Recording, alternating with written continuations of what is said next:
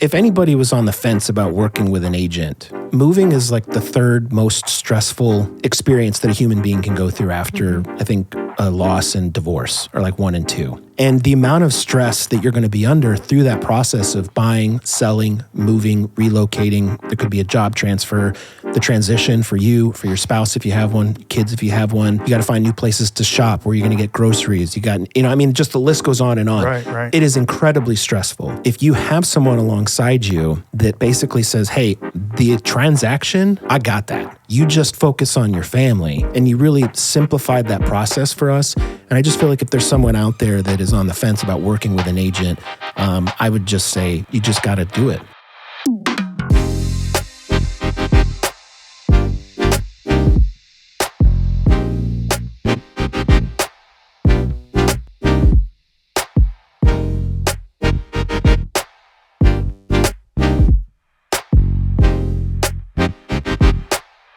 Welcome to the Realty FC podcast, where we educate and give different perspective on local real estate trends from business owners, professionals, and others as we navigate through the complex world of real estate. I'm your host, Chris. This is my co-host, Michelle, as we dive into the twists and turns of the complex real estate world. How you doing, Michelle? I'm doing well, Chris. How about you? I'm doing great. Hey, listen, I got a funny question to ask you. Okay. Something I've been rolling around in my head all day. Okay. All morning. What would be the one food that you could survive on or that you would eat for the rest of your life? Now, think about this. You seem like you were going to answer right away, like you already know. Well, I know the one food that I could eat every single day. I don't know that you could I survive necessarily on it? All right, well, what do you got? on What do it. you got? Ice cream. Okay. Ice cream. Okay. Yeah. Any particular flavor? I like them all. No, there's no way you like them all. I do. I like them all. Nobody likes all ice cream. Well, now, my favorite, though, would probably be Rocky Road. Rocky Road. It's got okay. a little bit of everything in it that I like. Yeah, so if it's not ice cream for me, but I love the Haagen-Dazs ice cream. You ever had the Haagen-Dazs? Oh, yeah. Mm-hmm. Yeah, it's amazing. It's a chocolate with peanut butter mixed in. Mm-hmm. Oh, man. Oh, boy. I eat the whole thing, which is, I think it's like 1,000 calories, which is, Yeah. well, we probably don't need to talk about that. We don't need to talk about that. Absolutely. Now, for me, I mean, there's a lot of foods I could survive on for the rest of my life, but if I had to pick one food that I've loved as a kid, and I still love to this day, and even my kids love them, is a Reese's Pieces peanut butter cup. Okay. Yeah. Okay. I know I probably couldn't survive on that, but man, I would love to eat those for the rest of my life. Well, you know what? My favorite Reese's is at Easter time when they come out with the Reese's eggs. Oh.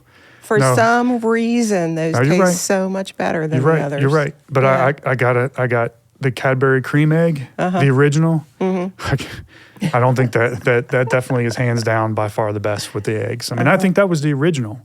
Yeah. And then they come out with all these other kind of there's eggs. a lot of different candy bars that have done remakes. Yeah. Yeah. So I'm old school, back to the original Cadbury cream egg. Okay. Well, look, we got a pretty awesome guest that has navigated through the real estate market in today's world. Mm-hmm. So I'm excited to talk about what his experience was and how that went for him. Okay. So let's bring him on. All right. Sounds good.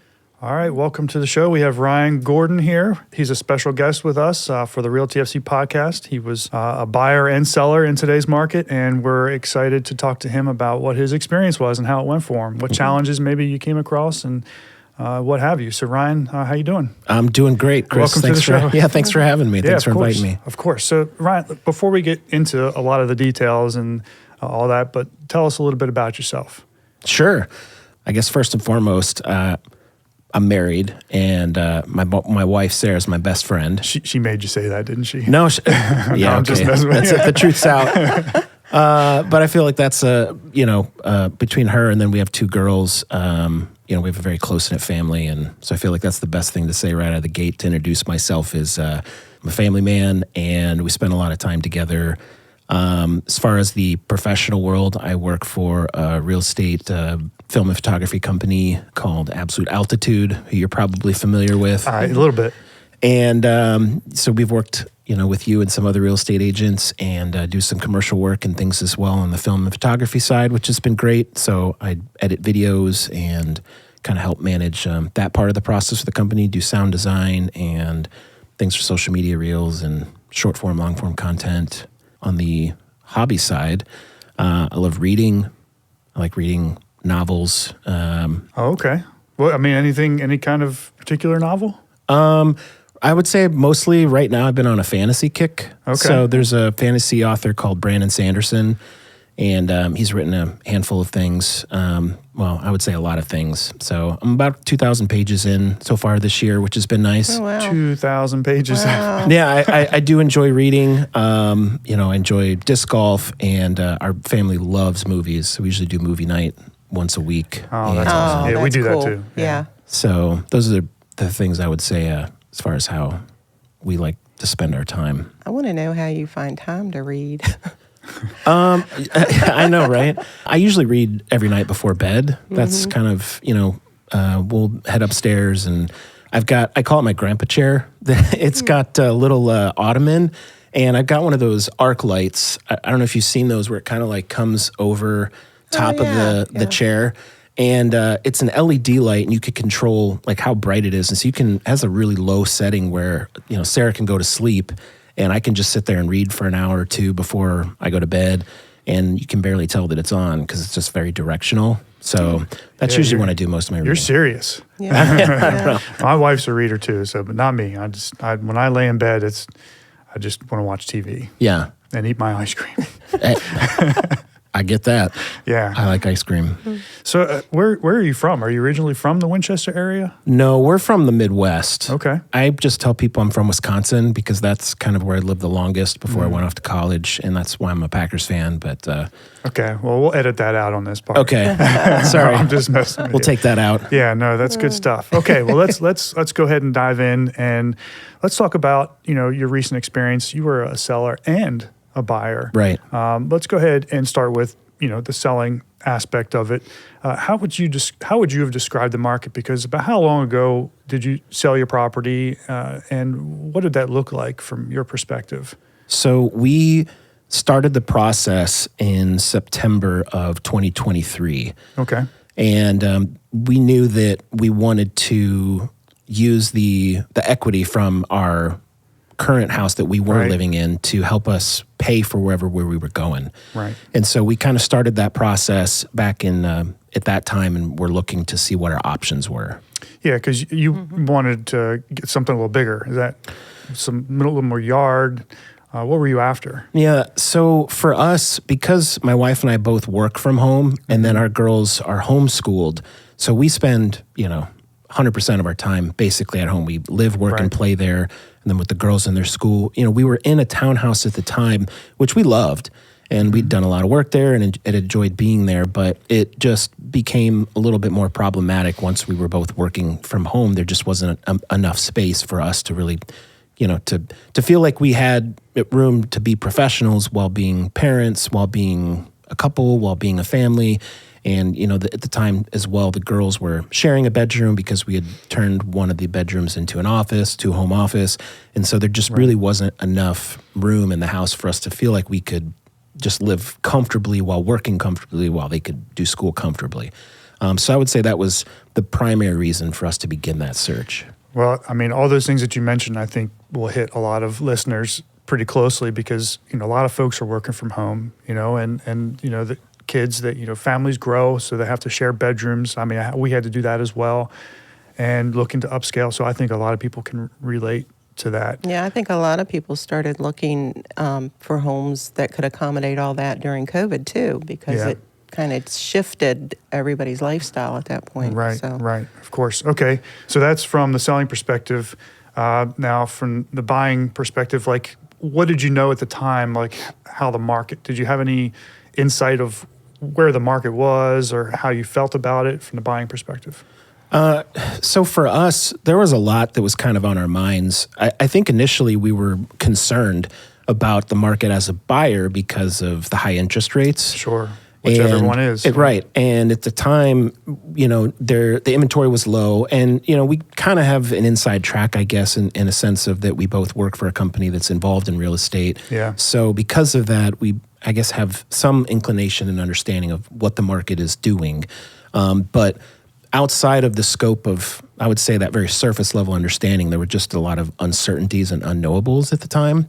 Yeah. And so I think part of us, we're feeling that burden to move and accommodate our family a little bit better. But then there were some uncertainties on the side of what's that's going to look like for us. Yeah, so I'm sure as you were trying to navigate through all the stresses of the whole moving, buying, and selling process, you're probably thinking, well, how do we get started? Because you're in a situation, which a lot of folks are, where to move you have to sell. Right. So what does that look like? And did you have any idea of what that entailed? Because you needed the equity out of your house from your townhouse to Right. be able to then use for the purchase. Did you have any indication of how that process worked? We didn't at the time. Right. So even though we had bought that house back in 2017, that was the extent of our real estate experiences. And so we didn't really have a foundation for that at all. We were very, I would say we were just novices as far as the whole scheme of what that would look like. And so for us, we really had more questions than anything and very few answers. So what'd you do? What'd you decide to do to get the process started? So initially in our conversation, I think the first question we ask is, who should we reach out to as far as agents are concerned? Because we know a lot of real estate agents and have a good working and professional relationship with a lot of real estate agents. Sure. So just trying to figure out, okay, we need to talk to a professional because we don't know anything and we'd rather work with a professional on this that can kind of help us navigate that process. And so that was really like the first step in the process for us. Yeah, I think you saying you didn't know anything, I think you knew more than you realized. Oh, well, okay, sure. So don't downplay yourself too much. But so who did you choose and why? Yeah, so I would say, and initially for me, I was really trying to find a sucker that I could take advantage of. No, I'm kidding.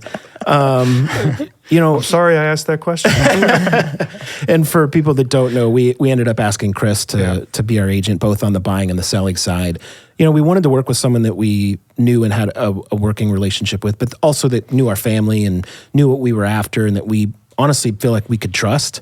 And I think when you don't know or understand certain things, especially in the real estate world, there's a lot of intricacies there. And when you're in that arena, the finances that are involved, the process of buying and selling simultaneously, and everything that goes with that, you need to work with someone that you can trust. Mm-hmm. And so I feel like for us, that was the most important thing. And so that's why we decided to go with Chris as our agent in those transactions. Yeah, I appreciate that, Ryan. And so when I first met with Ryan, his wife Sarah, in their kitchen table, and we were talking about the process. The point for me and how I like to handle these kind of situations is I'm not there to win your business. I'm there to answer your questions, right. And just help you understand the process. And if you're comfortable with it, as we get you comfortable with that, because there's a lot of intricacies, a lot of things that can happen. It's not just black and white. It's very, there's an art to, the madness, believe it or not. So we try to explain as much as we can about what the process could look like in a typical situation. Of course, like I said, it could go either way, a lot of different ways. A lot of negotiation happens. But my first meeting with them is really just to answer their questions and let them, then take time to soak it in and just move at their speed, at their pace. Mm-hmm. So that's kind of how I approached it, and that's how I like to approach it. Michelle, would you kind of agree with that? Yeah, I absolutely agree. Absolutely, because you have to build that rapport also with the clients. And when you're comfortable with each other and you're answering their questions, it makes them feel comfortable. I think comfortable is a great word. Yeah. Because we were uncomfortable, not in a sense of where, we were unwilling, but we were just uncomfortable. And I think that concept, if you ever heard people say that people fear what they don't understand. Mm-hmm. And when you're talking about tens of thousands or hundreds of thousands of dollars in transactions for a family, that's a lot of money. Those are big numbers. And then when you're talking about relocating and you're talking about the entire process and it's over a couple of months, we were uncomfortable. And one of the things that Chris did was when we first sat down was make us feel comfortable. Not just like we had all the answers, but we just felt like he was saying, hey, I'm going to be here alongside you guys through this process. That's right. And it really alleviated a lot of those fears and brought some understanding and some clarity to some of those things that made us feel comfortable with beginning that process. And it's not like he came over for hours and answered every question, but we just were able to take a deep breath, and say, okay, Chris is here and it's going to be good. So let's move forward. Yeah. I mean, buyers and sellers out there, they move every 5 years. It's not something they do every day. Right. We do this pretty much every day. Right. So it's totally fine to have questions and not understand things. Even when you get 5-10 years down the road and you're deciding to sell, you're probably going to have a lot of the same questions because you just don't remember that kind of stuff. Sure. So I just encourage folks to reach out to a Realty FC agent and get us in there and let us answer your questions, or just give us a call. Anyway, that's enough there. Do you recall any of the challenges that you want to mention throughout either the buying or selling process that you want to bring up? Sure. I mean, there were challenges on both sides. I think particularly with selling, there were a lot of stresses and stressors that we just didn't think about until we were staring at them. Yeah. Particularly with getting the house ready to sell. Not everybody, I would say, would have like the standards that we would have in terms, and I might speak more specifically to my wife when it comes to how the house is going to be presented. Yeah, it was immaculate. The house was just absolutely immaculate. Yeah. So there was some stress there in getting the house ready for photos, but then also for showings.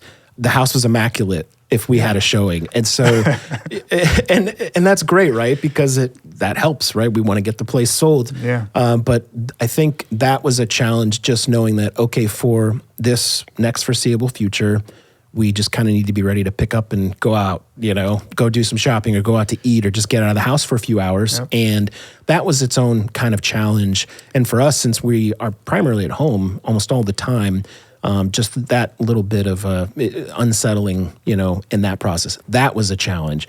But again, you were very communicative and you were on top of things. And so for that process, it in spite of the challenge, it wasn't difficult. Right. On the buying side, I think it was just making sure that we were feeling really comfortable with where we were headed. Because inventory was so low, we didn't want to just take whatever came along. Mm-hmm. And so that in and of itself was a challenge. I know when we were looking at our old place, that townhouse, there was tons of stuff out there. Mm-hmm. And it was just a completely different market. And so I would say that was one of the challenges we were heading into on the buying side of really trying to determine what options there were, because it just didn't feel like there was a lot on the table at the time. Yeah. In addition to all that, I mean, did you have a benefit with having a realtor by your side? You want to talk about any of the benefits that you can recall from either of those transactions? I mean, it's really hard to articulate, I think. And I'm really not just trying to puff you guys up and make you guys look well, that's what we want. Yeah, okay. Absolutely. So this is when I say, I was your agent, so it is a lot about, Realty FC and myself, but, it speaks for all agents and what we're trying to do here, especially at Realty FC. So go ahead. So especially looking at the market today, and you look at the low inventory and you look at interest rates, and I feel like people they would have a lot of concern heading into this process, given those two factors alone. That doesn't include anything else that's involved when it comes to buying and selling a home. And I think for us, we knew from the beginning, the only way that this was going to happen for us to, and not just to survive the experience, but to really step out of it and be like, wow, that was a positive experience, was to partner with an agent. And I alluded to that earlier when I talked about working with an agent you can trust. I think for us, given all the factors involved, you just cannot step into this process without being accompanied by someone that you trust. Sure. Mm-hmm. You just can't do it. And it's not just answering questions, it's everything involved with the process. And what you guys do, I think, is so incredible, because in any time that there's commission involved, I think people just have kind of a negative... Sure. There are negative connotations associated with that. People just assume that you're just there to collect your paycheck. Mm-hmm. I know your guys' motto is it's not a transaction, it's a relationship, right? And so I feel like with you partnering with us, it didn't just feel like you were there to collect your commission. You really wanted what was best for us. And that was meaningful to us. And you wanted to help us find the right lender. You wanted to help us find the right company to close with. You wanted us to find the right house.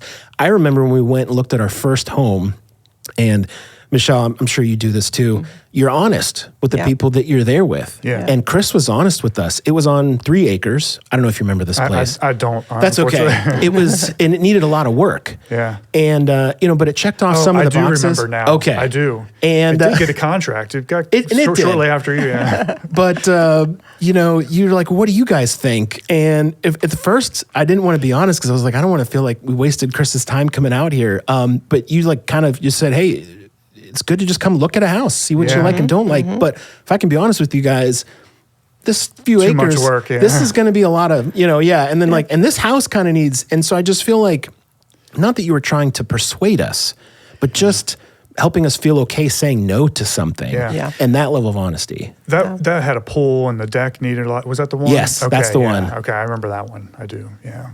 Well, we won't give out the address. No. I'm sure it's a lovely home. No, I mean, and that's fine. And it's nothing against that. But I think that side of honesty really meant something Well, to and us. I think sometimes too, clients feel like they are wasting a realtor's time. And I tell my clients all the time, it's never a waste of my time to figure out what you really want or don't want, right, and what's going to fit your needs the best. I've shown a lot of homes to an individual buyer before, and I know sometimes they feel like they're wasting my time, or maybe they might, be frustrating me or their agent or whoever they're working with, but it's not, because it is all about you. Right. Yeah, I think that's a good point you bring up, Michelle. And I think so the trust and relationship and the loyalty all go both ways. So, we're here putting, your best interest in, at the top of our list. And then all we ask in return is that the clients work with us, exclusively. Right. Yeah. Right. So, they walk into a new construction, they see homes on Zillow or whatever website they use, and they decide to call the listing agent when, they're working with us and we've been out showing them a bunch of homes. We want that same loyalty and trust, and just work with us, and, and it's a relationship. Yeah, and I definitely felt that. And I think if anybody was on the fence about working with an agent, because I know that on the commission side, it's a big number there in terms of money, right? Mm-hmm. But moving is like the third most stressful experience that a human being can go through after, I think, a loss and divorce are like 1 and 2. And the amount of stress that you're going to be under through that process of buying, selling, moving, relocating, there could be a job transfer, the transition for you, for your spouse if you have one, kids if you have one. You got to find new places to shop where you're going to get groceries. You got, just the list goes on and on. Right. It is incredibly stressful. And if you have someone alongside you that basically says, hey, the transaction, the process, I got that. You just focus on your family and doing what's best for your family. I just need you to chime in here or there, make a decision here or there, a yes or no here. And you really simplified that process for us. And I just feel like if there's someone out there that is on the fence about working with an agent, I would just say, you just got to do it. And you can't really put a price tag on that because it is stressful, and not having to worry about that, man, it just was a huge burden off our shoulders. Yeah, I want to make it clear that, in most cases, being a buyer's agent, so we represent the buyer, is no cost to the buyer. Right. So that's important that maybe a lot of people might not know. Don't hesitate that it's going to be expensive to work with an agent from a buying perspective. Right. I agree. Don't want to throw that out there. So let's continue on. I appreciate all that. Your overall experience, how would you rate that? Pretty good? It was positive. Like it was very positive for us. It was so smooth. I think even though it was stressful, the communication from you on all facets was great. And I know you guys communicate. It's not like we were your only clients. Right. You communicate with a lot of people. There's a lot of moving parts, but getting us hooked up with the right lender, communicating with that, getting us, connected with different properties. And right. I remember, getting your house ready for market. We were talking to a couple different vendors. I was recommending some folks and some landscapers that were, willing to work with our situation. And I think, having an agent that has those kind of contacts is certainly helpful, because there's a lot of that could certainly go on. And, in the market that we're in today, let's talk a little bit about when we made the offer on the property. We were able to, would you agree that we were able to negotiate some terms? Like, we worked on price, we worked on inspections, maybe even a closing cost credit. We worked on all those things. Which you're seeing in today's market. Now, and what everyone seems to be saying is as the interest rates start coming down, some of those aspects are going to start changing. We've been there, we lived it, right? Oh, yeah, during we COVID. sure did. Yeah, you couldn't get any of those. In fact, you were having to pay more than what a seller certainly could be asking for, and you couldn't do the home inspection or any other kind of inspections. You certainly weren't getting a closing cost credit. And you actually, sometimes you had to let the seller stay in the house after it was sold for free, rent free. Oh my gosh. To win to win the deal. So it certainly has changed, from that perspective, it's a benefit. Now, if you are selling and buying and you're staying somewhat in the same area, it's all relative. Yeah, you might sell for less. So if you're waiting for the market to go higher, yeah, you might sell for more, but guess what? Now you're going to be buying for more. Right. Whereas, like I was saying, you could sell for less and buy for less. So Right. it's all pretty relative when it comes to that perspective. Any advice that you would give anyone, buyers and sellers out there, in today's market? I think I would just tell people to not just exclude themselves from the process of buying or selling just because the market is what it is. There's advantages out there. There are, and you just alluded to that with what you said. There are advantages for when the market's like this, just like there are advantages for when the market's like it was a few years ago. Yeah, you're going to get a lot of competitive offers, but then when you go to buy your next place, then you're dealing with that. So I just feel like the market is always going to be in flux, and then there's always going to be intricacies. And you just said a lot of stuff in terms of like closing costs and vendors and all this stuff.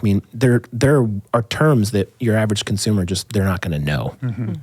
And so I feel like rather than just exclude yourself from the process because of what you don't know or aren't certain of, just find someone that you can trust that is a great agent that you can have a relationship with, because you're working with this person usually for at least a couple of months. Yep. And find someone that you can connect with that will help advocate for you and your family.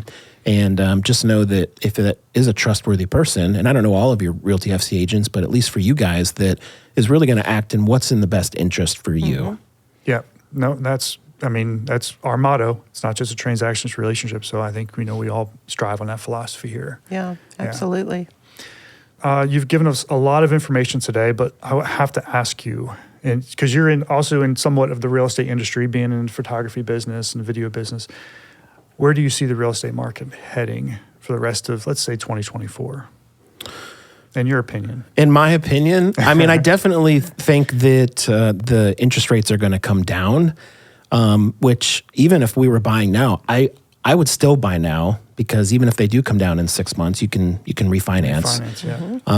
And that actually was that's why we decided to buy when we did, because it's something that we're anticipating. But I think for where the market's headed, I do think that's going to happen. I'm sure inventory is going to come up. We're already seeing that happen on our end of things. I would say you should see it firsthand. Yeah, we do.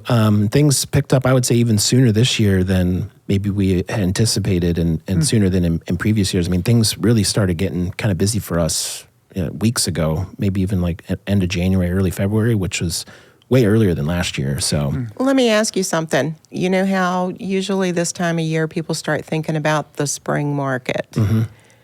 I feel like we haven't really seen a spring market for quite a few years, because it seems like year-round people are putting their houses on the market. They're not necessarily waiting for springtime. Have you seen that over the last few years? Go ahead.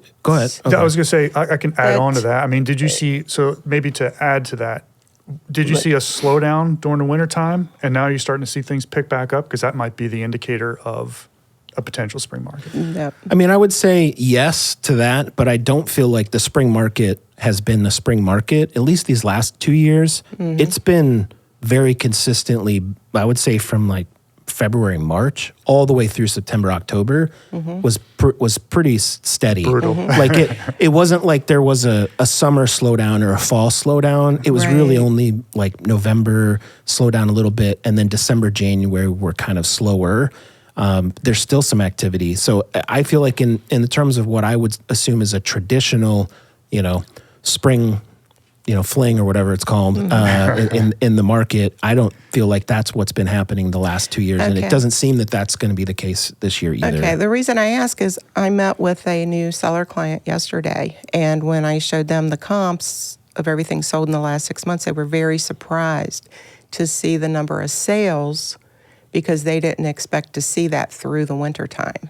So, Yeah, and I'm glad to hear that insight as well, because I have sellers that are, toying around with the ideas, do we list now or do we wait a month? So I definitely appreciate that insight. Well, Ryan, I won't keep you much longer. I appreciate you coming on to the show. It was Thanks great. for the invitation. Yeah, I think the information that we're giving the folks out there about today's market in the buying and selling perspective, I think was all good. A lot of takeaways there. Michelle, you have anything you want to add? I can't think of anything. All right. Well, thanks for tuning in to the Realty FC podcast. The key to success is knowledge, right? So please like, share, and subscribe, and catch you on the next episode of the Realty FC podcast.